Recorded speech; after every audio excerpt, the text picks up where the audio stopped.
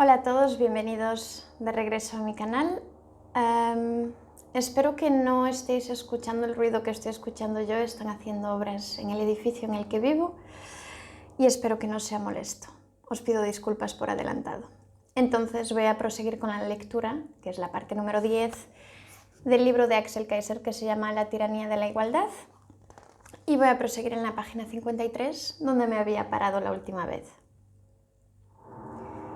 En 1970, el 30% de la población mundial vivía con menos de $1 al día.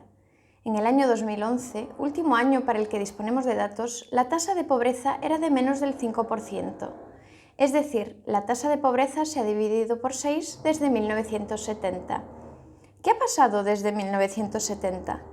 Pues entre otras cosas, que los países más poblados y más pobres del mundo abandonaron los sistemas socialistas de planificación que los condenaba a la pobreza y adoptaron el capitalismo como forma de organización económica. El caso más espectacular es el del país más poblado de todos, China. Cuando Mao Zedong murió en septiembre de 1976, el 66% de los 1.200 millones de chinos vivían con menos de $1 al día. $1 al día es la definición de pobreza extrema que la Organización de las Naciones Unidas utilizó para declarar los objetivos del milenio en el año 2000. Un par de años después, su sucesor, Deng Xiaoping, introdujo el capitalismo como sistema económico, en lo que hasta aquel momento había sido un país socialista maoísta. Después de 4 décadas de economía de mercado, el porcentaje de chinos que vive por debajo del umbral de la pobreza es de menos del 0,3%. Cuando murió Mao, había 615 millones de ciudadanos pobres en su país.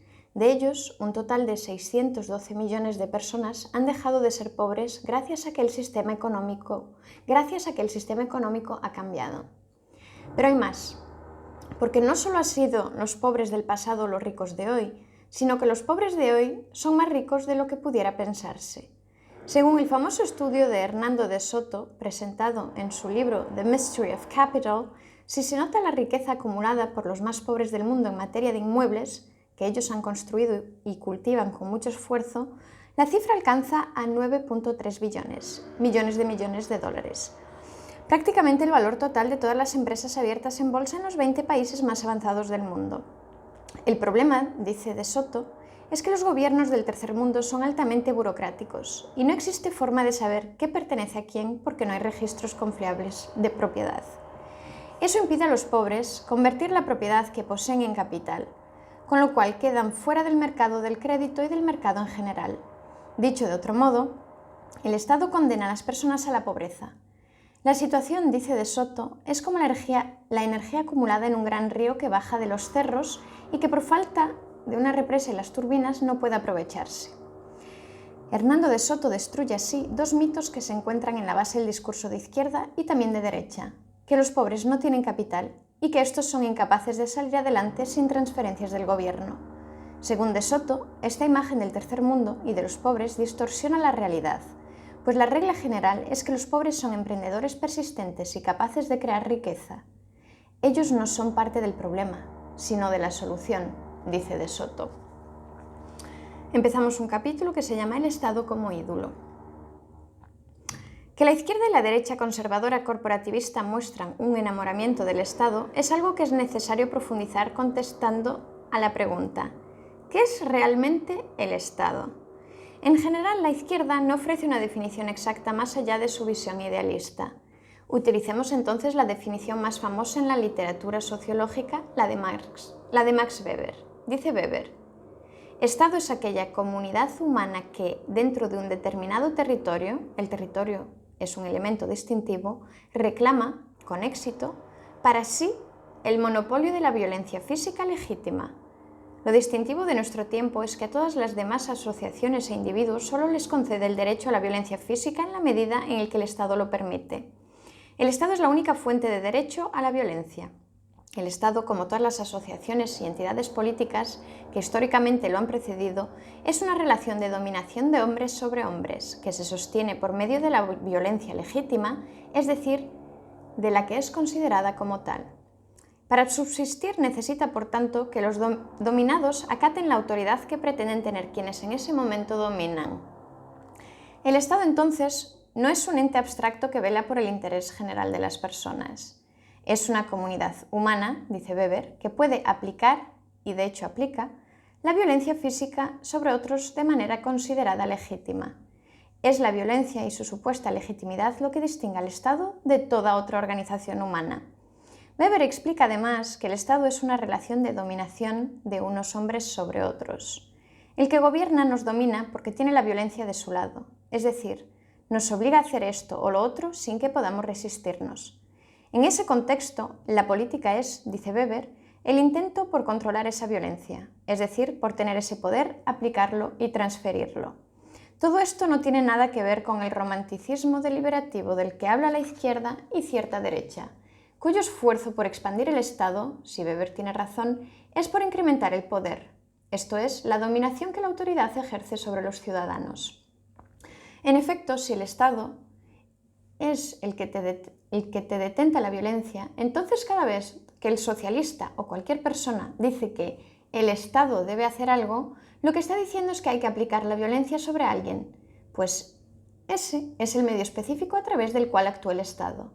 De ahí que todo el proyecto igualitarista repose sobre el uso de la violencia y sea militarista en el sentido más puro del término. Pues es el Estado el que tiene el monopolio de la violencia, a través de las policías y las fuerzas armadas, y la ejecución de la ley se respalda en ellos. Si usted no cumple, por la fuerza lo obligan a cumplir, pues de lo contrario lo castigan. Este poder enorme que se ejerce sobre otros explica por qué han sido los estados los responsables de las guerras, los genocidios y los crímenes más grandes del mundo y no los particulares. Y es que el poder, como dijo Lord Acton, corrompe llevando a las personas que lo detentan a querer dominar cada vez más la vida de sus sometidos. Más poder al Estado significa siempre más poder a un grupo de personas que nos gobierna, es decir, que nos domina. Si el proyecto socialista de igualar a las personas conjunto al totalitarismo es precisamente porque depositó una fe ciega en el Estado, como si éste no hubiera sido más que un grupo de personas de carne y hueso con las armas a su disposición. Y sin embargo, el proyecto igualitarista tenía necesariamente que confiar en el Estado, porque la igualdad material que promueve es incompatible con la libertad. Dejadas libres, las personas, por ser naturalmente desiguales, se diferenciarían unas de otras. De este modo, el otro modelo que propone la izquierda, invocando el Estado como el eje central para construirlo, necesariamente pasa por incrementar los niveles de violencia y, por tanto, la dominación de las clases gobernantes sobre los individuos. Piénselo. ¿Cómo habrían de igualar, por ejemplo, en educación y salud, si no es promulgando leyes que obliguen por la fuerza a las personas a enviar a sus hijos solo a cierto tipo de colegios e ir a ciertas clínicas estatales? Prohibir, permitir y mandar son las cosas que hace la ley. Pues bien, no se puede prohibir ni mandar sin la violencia del lado de quien manda y prohíbe. Y la izquierda, con su actual proyecto igualitarista, quiere prohibirnos y obligarnos por la fuerza a hacer cosas que no queremos bajo el pretexto de que en realidad no se está haciendo realmente libres, pues la verdadera libertad es la igualdad.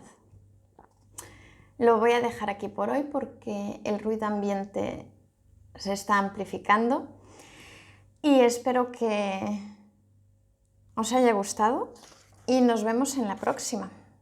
Lectura interesante. Espero que ya comprarais el libro.